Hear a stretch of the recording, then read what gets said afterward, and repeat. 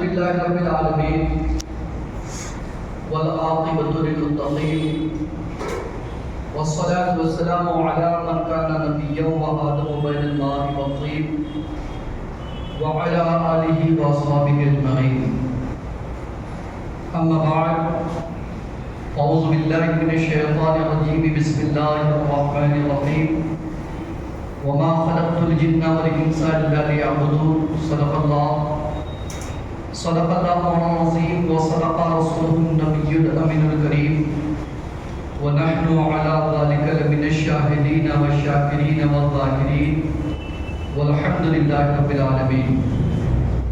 آئیے بارگاہ رسالت مآب صلی اللہ تعالی علیہ وسلم میں آپ اور ہم تمام حضرات مل کر اپنے آقا و مولا جناب احمد مجتبی محمد رسول اللہ صلی اللہ علیہ وسلم کے دربار دربار میں عقیدت و محبت کے ساتھ جھوم کر درود پاک پڑھ لیں. اللہم صلی علی سیدنا مولانا محمد وآلہ وسلم صلی اللہ علیہ صلاۃ و سلام علیک یا رسول اللہ صلی اللہ علیہ وسلم. معزز سامعین کرام، شاعر کہتا ہے فرش مخمل پہ او سونے والے، تجھ کو قبر میں سونا پڑے گا، اپنے اعمال کا جائزہ لے ورنہ محشر میں رونا پڑے گا. اور ایک شاعر کہتا ہے کہ اپنی جوانی کی طاقت پر کب تک تو اترائے گا، ایک نہ ایک دن اے انسان تو مٹی میں مل جائے گا. اور بھول چکے ہو اپنے خدا کو اس دنیا کی لالچ میں، کون سا منہ لے کر اے ظالم پاس خدا کے جائے گا. آج پوری دنیا میں مسلمان دین سے دھیرے دھیرے دور ہوتے چلے جا رہے ہیں. جس مقصد کے تحت اس کی تخلیق ہوئی تھی اس مقصد کو بھلاتے چلے جا رہے ہیں. سیرت نبی صلی اللہ علیہ وسلم کے اس اہم پہلو کو فراموش کر جاتے ہیں جس کی طرف سرکار دو عالم صلی اللہ علیہ وسلم نے بار بار اپنی امت کو توجہ دلائی. اور سرکار دو عالم صلی اللہ علیہ وسلم نے خود عملی نمونہ پیش فرمایا اور ہمارے لیے اپنے اسوہ حسنہ کو چھوڑا. حضرات محترم، آج ہم نے اپنی تخلیق کا مقصد فراموش کیا اور دنیا میں ذلیل و خوار نظر آ رہے ہیں. اللہ تبارک و تعالی قرآن مقدس میں فرماتا ہے کہ میں نے کسی چیز کو بیکار اور بے مقصد پیدا نہیں کیا.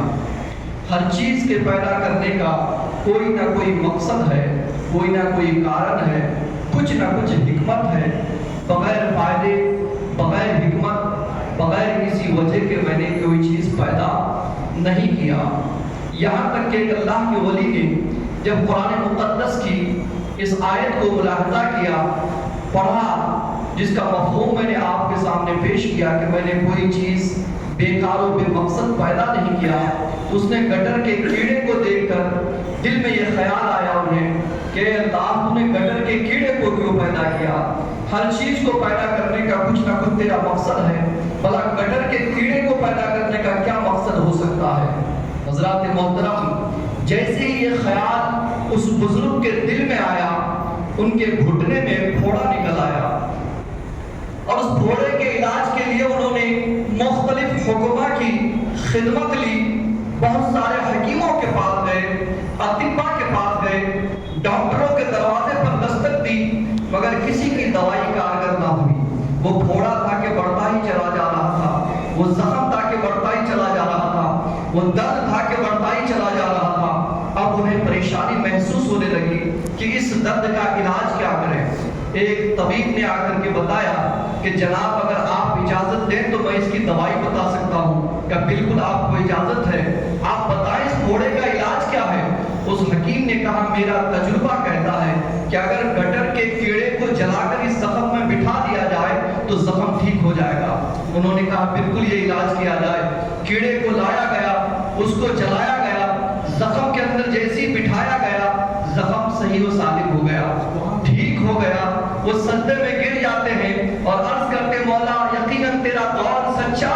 اور بے شک تیری کوئی چیز بنائی ہوئی بغیر فائدے کے نہیں ہے، بغیر حکمت کے نہیں ہے، بغیر کسی وجہ کے نہیں ہے۔ جب گٹر کے کیڑے کو پیدا کرنے کا کوئی مقصد ہے تو بھلا بتاؤ کیا انسان کو پیدا کرنے کا کوئی مقصد نہیں ہے؟ انسان کو بھی پیدا کرنے کا مقصد ہے۔ حضرت موسیٰ کلیم اللہ نے دیوار پر ایک چپلک کو دیکھا تو دیکھ کر کے اللہ سے عرض کیا، مولا تو نے یہ چپلک کیوں پیدا کیا ہے؟ اس چپلک کے پیدا کرنے کا مقصد کیا ہے؟ اللہ رب العزت نے فرمایا، موسیٰ ابھی تیرے پوچھنے سے پہلے چپلک یہی پوچھ رہا تھا کہ مولا تو نے موسیٰ کو کیوں پیدا کیا ہے؟ ابھی وہ یہی پوچھ رہا تھا مجھ سے کہ تو نے موسیٰ کو کیوں پیدا کیا ہے؟ تو اے موسیٰ سن، میری کوئی بھی مخلوق بغیر فائدے کے نہیں ہے، بغیر حکمت کے نہیں ہے، بغیر وجہ کے نہیں ہے۔ ہر مخلوق کو پیدا کرنے کا کوئی نہ کوئی میری حکمت ضرور ہے۔ فعل الحکیم لا یخلو عن الحکمہ، حکیم کا کوئی کام حکمت سے خالی نہیں ہوتا ہے، اور اللہ تبارک و تعالیٰ تو احکم الحاکمین ہے، وہ تو حکیم مطلق ہے، اس کا کوئی کام بغیر مقصد کے کیوں کر ہو سکتا ہے؟ حضرات محترم، ساری کائنات کسی نہ کسی مقصد کے تحت ساری مخلوق کسی نہ کسی مقصد کے تحت وجود میں آئی ہے۔ آپ غور کریں گے تو پتا چلے گا کہ سارے مخلوقات کو اللہ تبارک و تعالیٰ نے انسان کے لیے بنایا ہے، انسان کے فائدے کے لیے بنایا ہے، انسان کی زندگی آسانی سے چل سکے اس کے لیے بنایا ہے۔ چنانچہ آپ غور کیجئے، ہوا کو لے لیجئے، ہوا اللہ کی مخلوق ہے۔ اگر ہوا نہ ہو تو انسان کا سانس لینا دوبھر ہو جائے گا، اگر ہوا نہ ہو تو انسان کا دم گھٹنے لگے گا، اگر ہوا نہ ہو تو ہوا سے متعلق جتنے کام ہیں سب رک جائیں گے۔ پتہ یہ چلا کہ ہوا کو اللہ نے انسان کی خدمت کے لیے بنایا ہے، ہوا انسان کی خدمت کے لیے ہے، ہوا انسان کے لیے خادم کی حیثیت رکھتی ہے، اور ہوا کے ذریعے انسان کے بہت سارے کام انجام پاتے ہیں۔ اچھا آ جائیے آپ پانی کے پاس، پانی کو دیکھیے تو پتہ چلے گا پانی بھی اللہ نے ہماری خدمت کے لیے بنایا ہے۔ اگر پانی نہ ہو تو ہم پیاس کیسے بجھائیں گے؟ اگر پانی نہ ہو تو ہمارا نہانا کیسے ہوگا؟ اگر پانی نہ ہو تو ہمارا دھونا کیسے ہوگا؟ اگر پانی نہ ہو تو کھانا کا پکانا کیسے ہوگا؟ اگر پانی نہ ہو تو شربت کیسے ہم بنائیں؟ اگر پانی نہ ہو تو لسی کیسے تیار ہو؟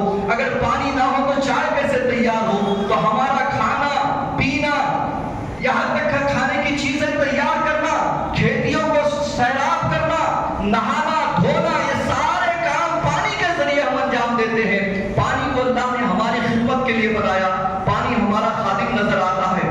اسی طریقے سے آگے چلیے، اب آگ کو لے لیجئے، آگ بھی اللہ نے انسان کی خدمت کے لیے بنایا ہے۔ اگر آگ نہ ہوتی تو کچے اناج کو ہم پکا کر قابل استعمال کیسے بناتے تھے؟ اگر آگ نہ ہوتی تو ہم چائے بنا کر کیسے پیتے تھے؟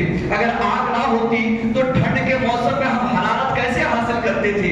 اگر آگ نہ ہوتی تو ہمارے کپڑے کو گرماہٹ کر کے کیسے استعمال کر سکتے تھے؟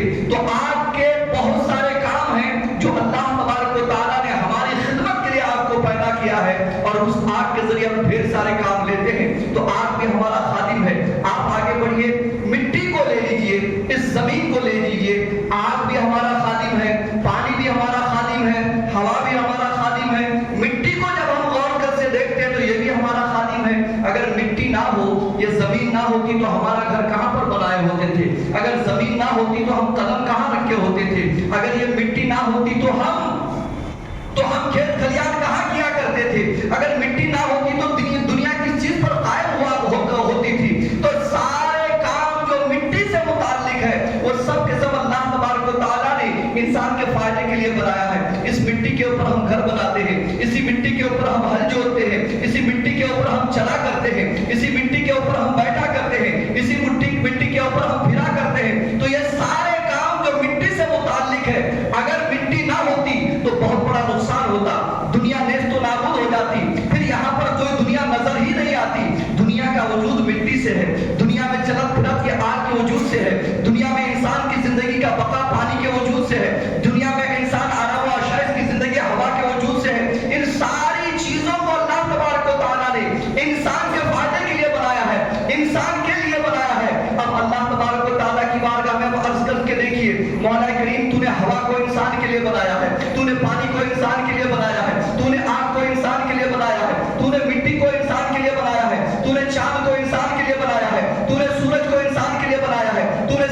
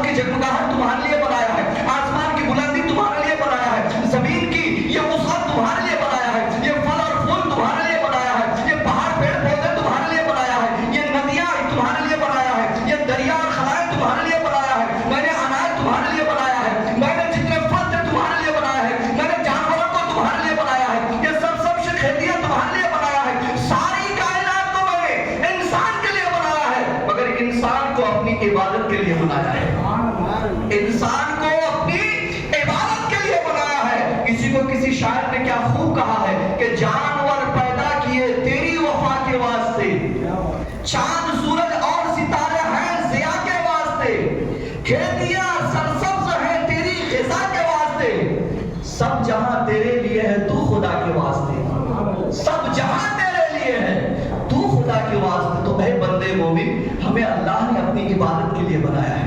وَمَا خَلَقْتُ الْجِنَّ وَالْإِنسَ إِلَّا لِيَعْبُدُونِ، میں نے جن و انسان کو صرف اپنی عبادت کے لیے بنایا ہے۔ اچھا ایک بات یہاں پر رک کر میں عرض کر دوں، شاید آپ کو اچھا سمجھ میں ٹھیک ٹھاک آ جائے گا۔ ہوا ہمارا خادم ہے، آگ خادم ہے، مٹی خادم ہے، پانی خادم ہے، چاند سورج ساری چیزیں ہمارے خادم ہیں، مگر ہم دیکھتے ہیں کہ خدمت کرنے والا کا کام ہے کہ مخدوم کی خدمت کیا کرے، تکلیف نہ دے۔ یہی ہے نا، خادم کا کام ہوتا ہے اپنے مخدوم کی خدمت کیا کرے، اطاعت کیا کرے، تکلیف نہ دے۔ مگر ہم کبھی دیکھتے کہ یہی پانی جب سیلاب کی شکل میں آتا ہے تو سب کو بہا کے لے کے چلا جاتا ہے نا۔ کوئی خادم ہے تو خادم بن کے دو نا، تکلیف کیوں دے رہے ہو؟ دے رہا نا پانی، تکلیف دیتا ہے کہ نہیں؟ یہ آگ کا کام ہے ہماری خدمت کیا کرے، جو ہمارے فائدے کی چیزیں وہ کام کیا کرے۔ مگر یہی آگ جب کہیں سلک جاتی ہے تو گھر کے گھر جلا کر راکھ کر دیتی ہے، جلاتی ہے کہ نہیں؟ بھائی تم خادم ہو، ہمارے فائدے کا کام کرنا چاہیے، نقصان کا کام کیوں کرتے ہو؟ یہی ہوا ہماری خادم ہے تو ہوا کا کام ہے صرف ہماری خدمت کیا کرے۔ لیکن جب آندھی کی شکل میں ہوا آتی ہے تو گھر کے گھر گرا کر چلے جاتی ہے کہ نہیں؟ تو خادم کا کام ہے خدمت کرنا، نقصان کیوں پہنچا رہی ہے؟ یہ مٹی ہماری خادم ہے، صرف ہماری خدمت کرنی چاہیے۔ مگر ہم دیکھتے جب زلزلہ آتا ہے مٹی اپنے سینے کو چاک کرتے، گھر کے گھر دنیا میں گھر کے گھر شہر کے شہر زمین دوز ہو جاتے ہیں۔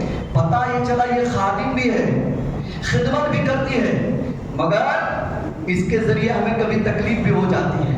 ایسا کیوں ہوتا ہے؟ تو سنو، بادشاہ اپنے بیٹے سے محبت کرتا ہے، بے پناہ محبت کرتا ہے، پوری سلطنت اپنے بیٹے کے لیے ہوا کرتی ہے، مگر یہی بیٹا جب نافرمان نکل جائے، یہی بیٹا جب کوئی غلط کام کرنا شروع کر دے، یہی بیٹا جب غلط راستے پہ چلنا شروع کر دے، تو اللہ تو پھر بادشاہ کیا کرتا ہے؟ اپنے غلاموں کے ذریعے، وزیروں کے ذریعے اپنے بیٹے کو پٹواتا ہے۔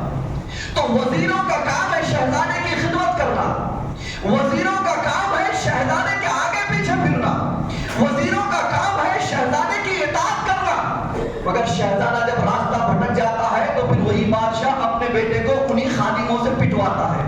کیا آپ نے نہیں دیکھا اکبر بادشاہ نے انارکلی کی محبت کی وجہ سے سلیم کو پٹوایا، سزائیں دیا کہ نہیں؟ تاریخ آپ نے دیکھا ہے کہ انہوں نے اپنے بیٹے کو ہی تکلیف دیا اور سخت سزائیں دی۔ کیوں؟ چونکہ اس نے راستہ جب غلط اختیار کر لیا تو اس کو سزا دینی پڑی۔ تو پتہ یہ چلا کہ خادم کا کام ہے خدمت کرنا، مگر مخدوم جب غلط کرنا شروع کر دے تو اس خادم پھر کبھی کبھی مخدوم کو تکلیف بھی دیا کرتی ہے۔ تو میرے دوستو، آگ کا کام ہے ہماری خدمت کرنا، پانی کا کام ہے ہماری خدمت کرنا، ہوا کا کام ہے ہماری خدمت کرنا، مٹی کا کام ہے ہماری خدمت کرنا۔ لیکن بندہ جب اسی زمین پر غلط کام کرنا شروع کر دیتا ہے، اس ہوا کا غلط استعمال شروع کر دیتا ہے، اس آگ کا غلط استعمال شروع کر دیتا ہے، اس پانی کا غلط استعمال شروع کر دیتا ہے، تو اللہ تبارک و تعالیٰ نے جن چیزوں کو ہمارا خادم بنایا تھا انہی چیزوں سے پھر ہمیں پٹوا دیتا ہے، پھر پانی کو سیلاب کی شکل میں بھیجتا ہے، ہمیں احساس دلاتا ہے کہ اگر میں نے تجھے اس کے خدمت کے لیے، تمہارے خدمت کے لیے بنایا ہے تو یاد رکھنا غلط راستہ اختیار کرو گے تو انہی خادموں سے تجھے سزا بھی دلائی جائے گی۔ آگ کا کام ہے ہمارا خدمت کرنا، مگر آگ خدمت کرتے کرتے کبھی سلک جاتی تو گھر کا گھر سلک جاتا ہے، جل کر کے راکھ ہو جاتا ہے۔ گویا کہ اللہ تبارک و تعالیٰ ہمیں یہ آگاہ کرتا ہے، بندہ اسے میں نے تمہارے لیے خادم بنایا تھا، مگر غلط راستہ چنو گے، غلط طریقے سے چلو گے تو یاد رکھنا اسی کے ذریعے کبھی تمہارا نقصان بھی پہنچ جائے گا۔ اسی طریقے سے اللہ تبارک و تعالیٰ نے مٹی کو ہمارا خادم بنایا ہے، لیکن اسی مٹی کے اوپر جب انسان گناہ کرنا شروع کر دیتا ہے، غلط راستے پر چلنا شروع کر دیتا ہے، اللہ تبارک و تعالیٰ کی نافرمانیاں شروع کر دیتا ہے، تو اللہ حکم دیتا ہے مٹی کو، مٹی اپنے سینے کو چاک کرنا شروع کرتی ہے اور گھر کے گھر مٹی کے اندر چلا جاتا ہے۔ پتہ یہ چلا کہ اگر ہم اللہ تبارک و تعالیٰ کی بارگاہ میں جھکیں تو ساری کائنات ہمارے خادم ہیں، اگر اللہ کا باغی اور نافرمان ہو جائے تو اللہ تبارک و تعالیٰ انہی خادموں کے ذریعے پھر ہمیں سزا دیتا ہے، پھر ہمیں انہی کے ذریعے باور کراتا ہے، انہی کے ذریعے بتاتا ہے کہ اگر میں نے تمہیں اختیار دیا ہے تو یاد رکھنا تمہارے رب نے تمہیں مجبور بھی بنایا ہے، مطلق العنان بن جا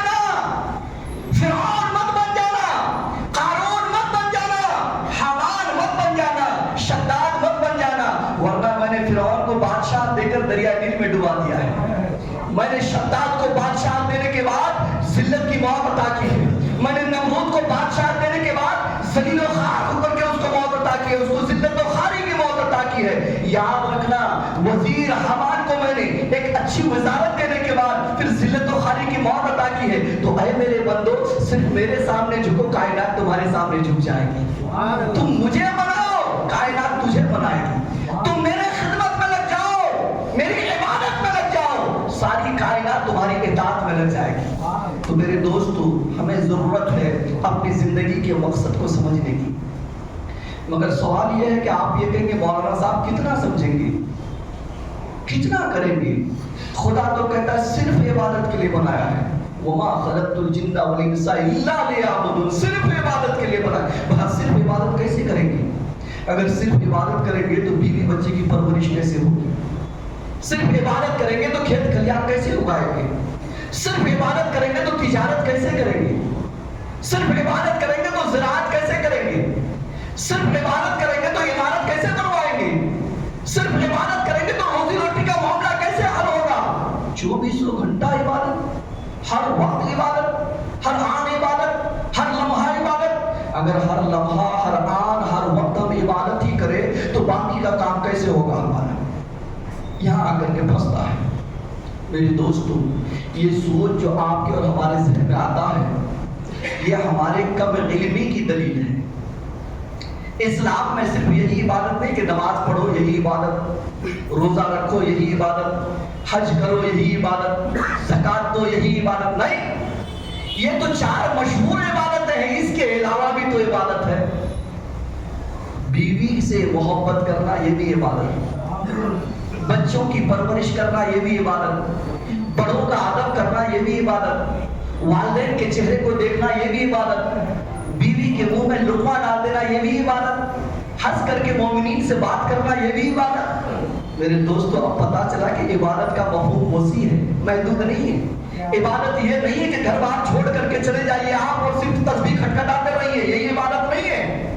آپ عبادت اس کو نہ سمجھیں کہ رحمانیت اختیار کر لیں، پہاڑ کے اوپر جا کر بیٹھ جائیں، صرف یہی عبادت نہیں ہے۔ عبادت یہ نہیں کہ کنیسہ اور گرجا گھر میں بیٹھ جاؤ، جا کر کے صرف وہاں پر اللہ اللہ کر، صرف یہ عبادت نہیں ہے۔ اسلام نے عبادت کے مفہوم کو وسیع کر دیا ہے، وسیع کر دیا ہے۔ قرآن میں اللہ نے اعلان فرمایا، وَمَا خَلَقْتُ الْجِنَّ وَالْإِنسَ إِلَّا لِيَعْبُدُونَ، میں نے جن و انسان کو صرف عبادت کے لیے بنایا ہے۔ اور قرآن میں اللہ نے فرمایا، لَا يُكَلِّفُ اللَّهُ نَفْسًا إِلَّا وُسْعَهَا، اللہ کسی پر اتنا بوجھ نہیں ڈالتا جتنا وہ اٹھا ہی نہ سکے۔ رب فرماتا میں اتنا ہی بوجھ ڈالتا ہوں جتنا وہ اٹھا سکتا ہے۔ تو اللہ نے اگر کہہ دیا کہ صرف عبادت کے لیے بنائے تو انسان صرف عبادت کر سکتا ہے، تبھی تو اتنا بوجھ ڈالا ہے اس نے۔ اب صرف عبادت کیسے کریں تو میں بتاتا ہوں۔ فقہاء کرام بیان فرماتے ہیں کہ اگر کوئی نماز فجر پڑھنے کے بعد یہ ارادہ کر لیتا ہے کہ نماز فجر تو میں نے ادا کر لیا، الحمدللہ اب جب وقت ہوگا ظہر کا تو پہلے ظہر پڑھوں گا پھر کوئی کام کروں گا، تو اب فجر سے لے کر ظہر کے بیچ میں جو بھی وہ کام کرتا ہے، ارادہ کیا کر لیا؟ فجر پڑھا اور ظہر پڑھوں گا وقت ہوتی ہے۔ تو جیسے ہی انتظار صلاۃ کی نیت اس نے کر لیا کہ ظہر کی مجھے انتظار ہے، تو کہتے جو نماز کے انتظار کا ارادہ کر لے تو جتنا انتظار میں وقت گزرتا ہے وہ سب کے سب عبادت میں شمار ہوتا ہے۔ ظہر کا ٹائم ہوا، نماز ظہر ادا کر لی، اور کرنے کے بعد پھر دل میں ارادہ کیا مولا الحمدللہ میں نے ظہر ادا کیا، جیسے ہی عصر کا وقت ہوگا نماز عصر پڑھوں گا پھر کوئی کام کروں گا۔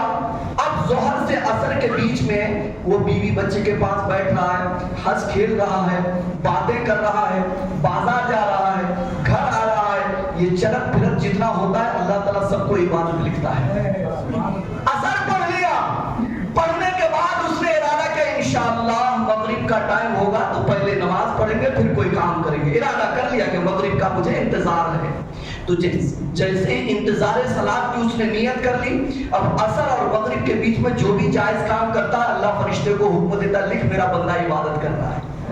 ہر جائز کام وہ دکانداری کر رہا ہے، لکھتا ہے عبادت کر رہا ہے، وہ سبزی بیچ رہا ہے، لکھا جاتا ہے عبادت کر رہا ہے. وہ گھر کے لیے ضروریات کو خرید رہا ہے، لکھا جاتا ہے عبادت کر رہا ہے. وہ مومنین کی خبر گیری کر رہا ہے، لکھا جاتا ہے عبادت کر رہا ہے. نماز مغرب کی اذان ہوئی، نماز مغرب اس نے ادا کرنے کے بعد پھر ارادہ کہ انشاءاللہ اب مجھے عشاء کا انتظار ہے.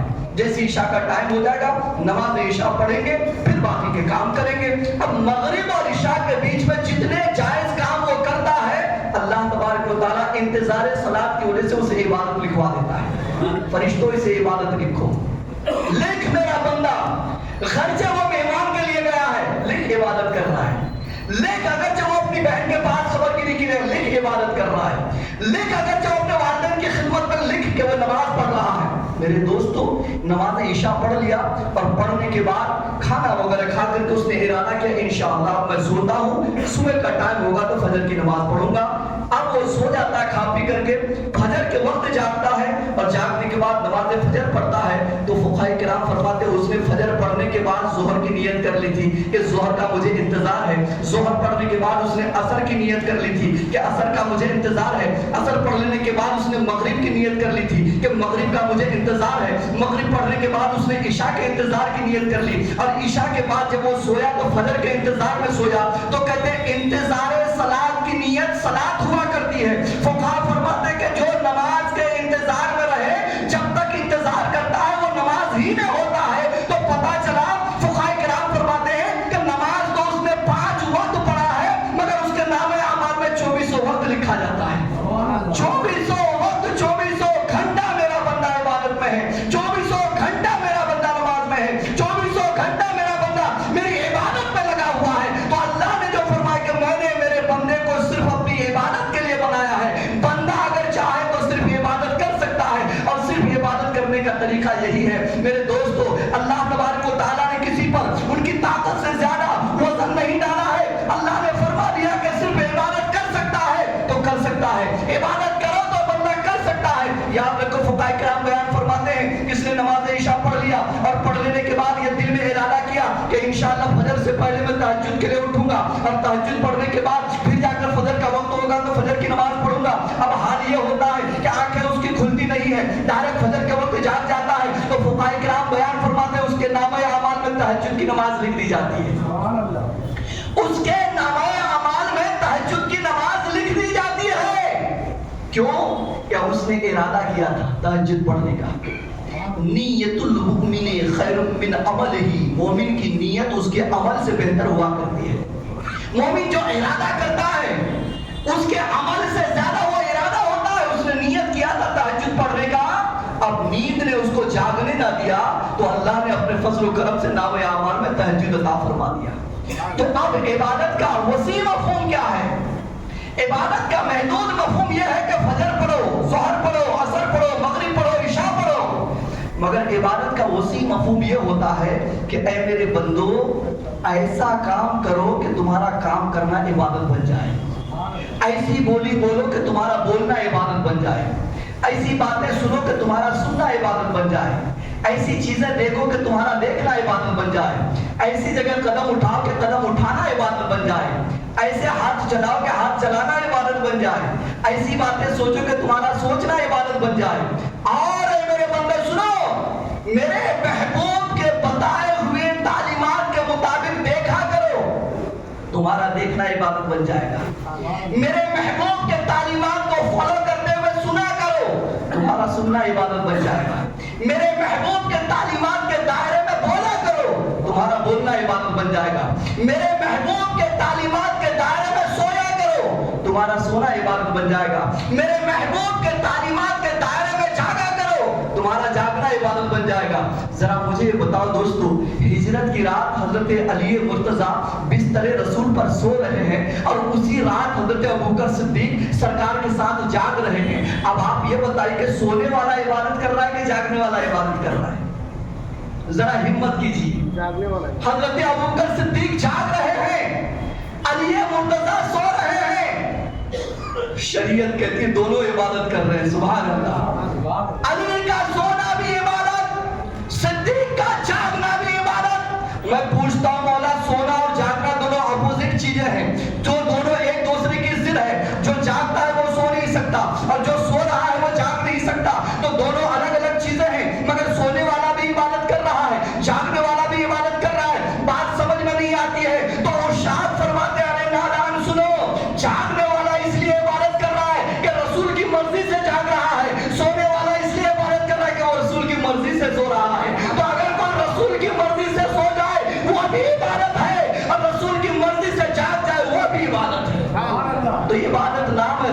مرضی پر چلنے کا، عبادت نام ہے رسول کے اشارے پر چلنے کا، عبادت نام ہے سرکار کے بتائے ہوئے تعلیمات پر عمل کرنے کا۔ سرکار نے اگر کہہ دیا ایسا کرو تو اگرچہ وہ چیز ناجائز ہی کیوں نہ ہو آپ کے لیے جائز ہو جائے گی، اور اگر سرکار نے کہہ دیا ایسا مت کرو اگرچہ وہ چیز جائز ہی کیوں نہ ہو آپ کے اوپر حرام ہو جائے گی۔ کیا آپ نے نہیں دیکھا حضرت علی مرتضیٰ سے میرے آقا نے ارشاد فرمایا، علی جب تک میری بیٹی فاطمہ تمہارے نکاح میں دوسرا نکاح تمہارے اوپر حرام ہے۔ علی جب تک میری بیٹی فاطمہ تمہارے نکاح میں ہے تمہارے لیے دوسرا نکاح حرام ہے۔ قرآن کہتا فَانْكِحُوا مَا طَابَ لَكُم مَثْنَىٰ وَثُلَاثَ وَرُبَاعَ، جسے پسند کرو تم دو دو تین تین چار چار شادیاں کرو۔ 4 شادی تک قرآن اجازت دے رہا ہے، اور سرکار نے حضرت علی کو ایک ہی پر لٹکا دیا ہے۔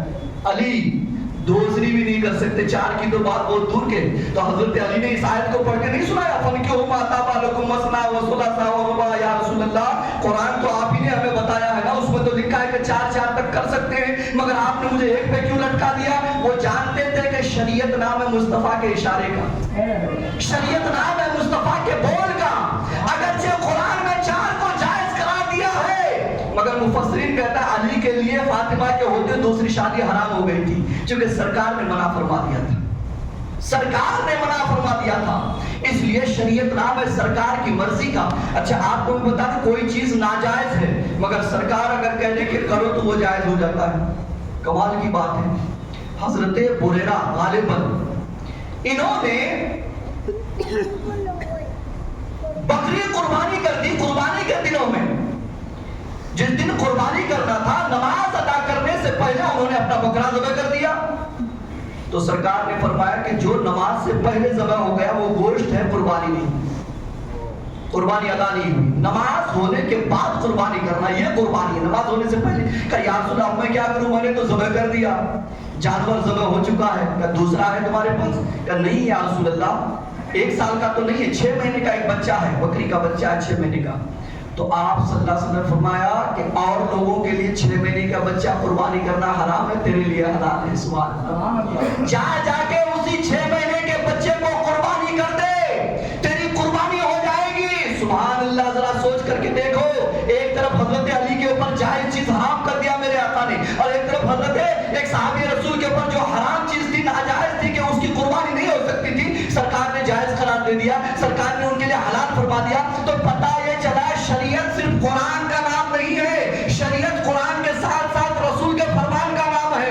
یہ قرآن کو ہم نہیں سمجھ سکتے، قرآن کو سمجھنے کے لیے رسول کے اشارے کی ضرورت ہے، احادیث کی ضرورت ہے، رسول کی مرضی کی ضرورت ہے، رسول جو کہتے ہیں وہ ہمارے لیے شریعت ہے۔ تو سرکار دو عالم صلی اللہ علیہ وسلم کے زندگی کے مطابق، ان کے منشے کے مطابق، ان کی سیرت کے مطابق اگر ہم زندگی گزار لیں تو ہمیں دیکھنا پڑے گا سرکار کے اٹھنے کا انداز کیا تھا، سرکار کے بیٹھنے کا انداز کیا تھا، سرکار کے بولنے کا انداز کیا تھا، سرکار کے سننے کا انداز کیا تھا، سرکار کے دیکھنے کا انداز کیا تھا، سرکار کی بیوی کے پاس جانے کا انداز کیا تھا، سرکار کے پرورش کا انداز کیا تھا، سرکار دو عالم صلی اللہ علیہ وسلم نے معاشرے میں کس طریقے سے زندگی گزاری تھی۔ جب سرکار دو عالم صلی اللہ علیہ وسلم کی سیرت کو اپنی صورت میں ہم شامل کر لیں گے، اپنی زندگی میں شامل کر لیں گے، تو یاد رکھنا ہمارا اٹھنا بھی عبادت بن جائے گا، ہمارا بیٹھنا بھی عبادت بن جائے گا، ہمارا چلنا بھی عبادت بن جائے گا، ہمارا سونا بھی عبادت بن جائے گا، ہمارا جاگنا بھی عبادت بن جائے گا، ہمارا سوچنا بھی عبادت بن جائے گا، ہمارا دیکھنا بھی عبادت بن جائے گا، ہمارا سننا بھی عبادت بن جائے گا، بھائی سے ملنا بھی عبادت بن جائے گا، بیوی کے پاس جانا بھی عبادت بن جائے گا، یاد رکھو بچوں کی پرورش بھی عبادت بن جائے گی، کھیت کھلیان میں جانا بھی عبادت بن جائے گا، ہل کا جوتنا بھی عبادت بن جائے گا، دکان میں بیٹھنا بھی عبادت بن جائے گا، ایک دوسرے سے معاشرتی زندگی کے تبادلہ خیالات کرنا بھی عبادت بن جائے گا۔ تو مسلمانوں ہمیں ضرورت ہے سرکار کی سیرت کو اپنی زندگی میں شامل کرنے کے لیے، سرکار نے عبادت کے تعلق سے کیا کہا اس کو فالو کرنے کے لیے۔ یقین جانو اگر آج بھی ہم لوگ سرکار کے فرامین پر دل سے عمل کریں تو انشاءاللہ کھویا ہوا مقام ہمیں لوٹ کر مل سکتا ہے، ہماری عزت جو کھوئی ہوئی وہ ہمیں مل سکتی ہے۔ اس لیے تو شاعر کہتا ہو اگر آج بھی براہیم سا ایما پیدا، آگ کر سکتی ہے انداز گلستہ پیدا۔ وما علی السلام علیکم ورحمۃ اللہ وبرکاتہ۔